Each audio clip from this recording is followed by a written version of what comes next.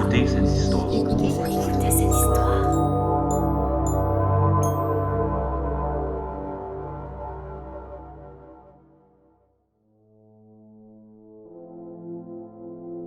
La première fois que je l'ai vu, il venait de débarquer à Arsal. Gamin discret, intimidé par les splendeurs de la capitale impériale. Cet éclat vif dans le regard, un brin rebelle lorsqu'il admirait les marbres de la grande Zigura. Rien à voir avec les mioches illettrés qui pullulent sur les berges du Davel. Telmozan avait suivi l'éducation d'un scribe et d'un bon, c'est certain.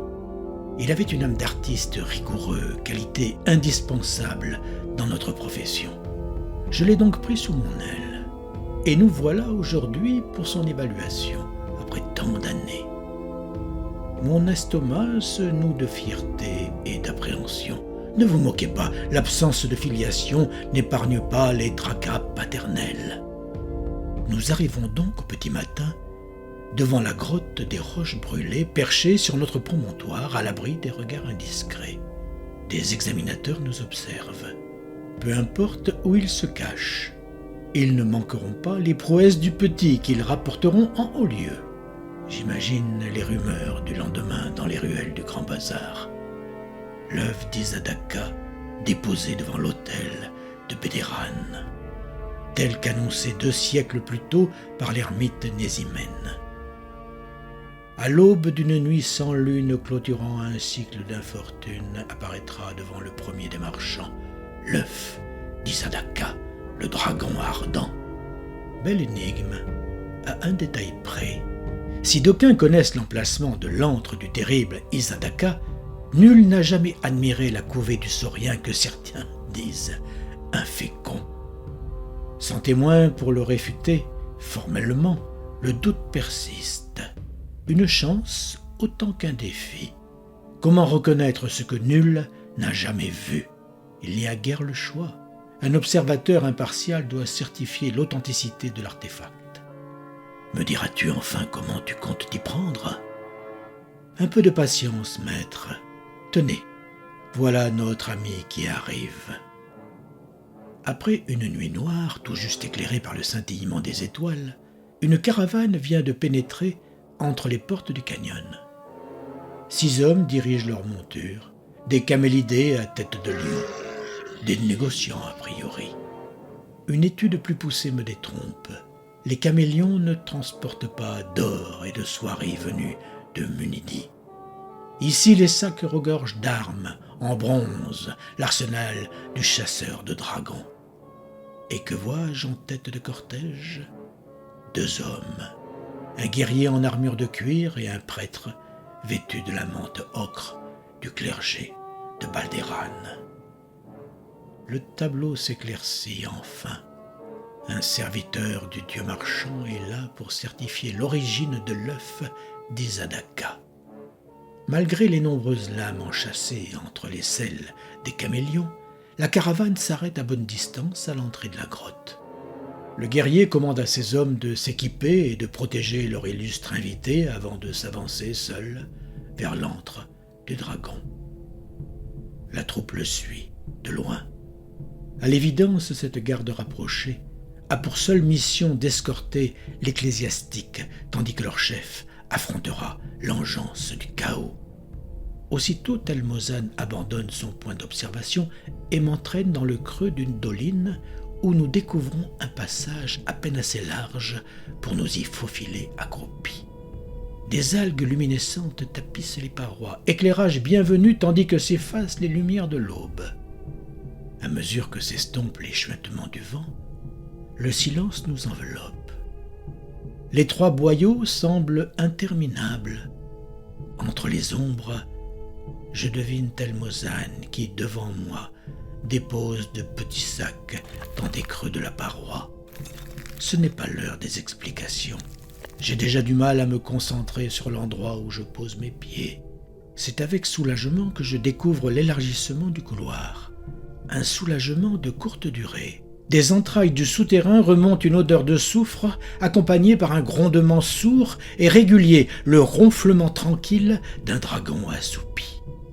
Telmozan en tête, nous débouchons sur une terrasse qui surplombe une vaste caverne parsemée de lichens aux éclats verdâtres. Il règne en ce lieu une atmosphère glauque, au relent de poussière, l'antre d'un monstre que personne n'est venu visiter depuis des décennies. Mon apprenti a préparé notre arrivée. Un sac d'osier nous attend à côté d'une corde longue d'une centaine de pieds. Sans perdre de temps, Telmozan accroche les fibres de chanvre à un rocher, avant de sortir du panier un œuf couvert d'écailles écarlates, presque noires, sous l'éclat blafard des algues luminescentes. L'éclairage ne rend pas hommage à la beauté de l'objet. L'œuf de roc avait été acheté à un chaman des montagnes d'Erkan un mois plus tôt. Telmozan l'avait recouvert d'écailles de basilic pour le transformer en œuf de dragon très convaincant. Une fois de plus, le jeune homme avait laissé libre cours à ses talents et le résultat, comme souvent, s'était révélé époustouflant. Une véritable œuvre d'art plus vraie que nature, que Telmozan s'apprêtait à déposer au pied de notre promontoire. Je le vois s'enrouler dans la corde et descendre en rappel son précieux artefact dans le creux du coude. Il faut faire vite. Déjà j'entends nos visiteurs qui arrivent par l'entrée principale de la grotte. Telmozan dépose son œuf dans un cercle de pierre subtilement agencé pour ressembler à un authentique nid de dragon. Puis il rebrousse chemin et se dépêche de se hisser jusqu'à moi.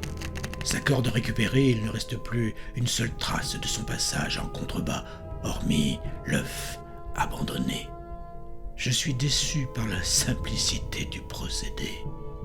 La supercherie est trop grossière. Le prêtre de Balderan n'y croira pas un instant. Sauf si le dragon lui-même vient défendre sa couvée. Telmozan souffle alors dans une corne dont le grondement résonne comme le râle d'un saurien contrarié. En contrebas, le chef des aventuriers pousse les autres à se hâter. Soudain, il exulte en découvrant l'œuf, bien en évidence sur son chemin. C'est à peine s'il entend les cris de ses compagnons terrifiés, aveuglés par ce trésor qui l'agrippe avec avidité. Le vacarme d'une stalactite brisée le ramène à la sombre réalité. Une bête immense remonte avec fracas des profondeurs, élargissant au besoin les parois de son étroite demeure. Je le vois alors au fond du gouffre, des torches rougeoyantes au bout du naseau. Tel un varan vorace, il se rue vers sa proie avec une célérité démoniaque. Jamais le voleur n'aura le temps de quitter la grotte, un détail que Telmozan avait bien sûr anticipé. D'un coup de briquet, mon apprenti enflamme un amas de poudre noire versé au sol dont les crépitements se propagent en terribles échos. Intrigué, le dragon oublie l'insecte à ses pieds pour s'inquiéter de ces bruits étranges. Je réalise alors que Telmozan n'a pas l'intention de faire une brève diversion. Ce fou compte attirer le redoutable Izadaka droit sur nous. Sale gamin cachotier, note pour moi-même, lui passer un savon à la première occasion. Sans plus attendre, Telmozan rebrousse chemin en prenant à peine le temps de hurler « Par ici, maître !» Nous nous lançons dans une course effrénée vers le boyau d'où nous sommes arrivés. Derrière nous, le reptile presse le pas, gourmet, véloce, grognement et éboulement. Le vacarme assourdissant devient terriblement proche. Je n'ose me retourner, je me jette presque dans l'étroit goulot. L'espace d'une seconde, je me berce d'illusions. Jamais le saurien ne saurait nous suivre dans ce couloir exigu. Vite ! L'intonation de Telmozan me persuade que l'affaire est loin d'être close. Je me rue contre la roche, je m'écorche, je m'ouvre l'arcade sourcilière et pourtant je n'en ai cure.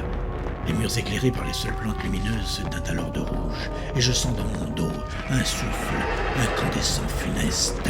« On ne ralentit pas !» insiste Telmozan. Au point où j'en suis, mes jambes se meuvent d'elles-mêmes, par réflexe. Libéré de l'étreinte de mon corps, mon esprit est fasciné par l'idée de sa mort imminente. Une série d'explosions retentissent derrière nous. Un à un, les sacs que Telmozan avait glissés dans les parois détonnent, embrasés par les flammes draconiques. Le plafond du souterrain s'effondre, fermant la porte au souffle incandescent.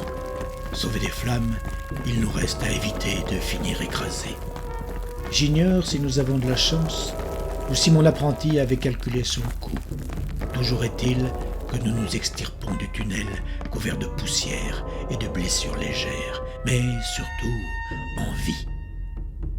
Exténué, je m'écroule au sol, savourant la caresse des doux rayons du soleil matinal sur ma peau meurtrie. En contrebas du canyon, j'entends le prêtre de Baldéran féliciter l'aventurier. En tant que prêtre de Baldéran, je peux attester qu'en cette aube sans lune, nous a été offert l'œuf d'Izadaka. Je suis certain que le collège clairvoyant validera cette prophétie. Excellent! Une prophétie accomplie, un contrat honoré, voilà qui satisfera la guilde et assurera la promotion de mon jeune apprenti. Beau boulot, fils. Qu'est-ce qui te ferait plaisir pour fêter ça? Du vin? Des femmes? Pourriez-vous plutôt me faire entrer dans la crypte de la bibliothèque ecclésiastique? J'aimerais lire le codex prophétique. Le référencement de toutes les prophéties enregistrées à ce jour? Qu'as-tu en tête? Si vous saviez.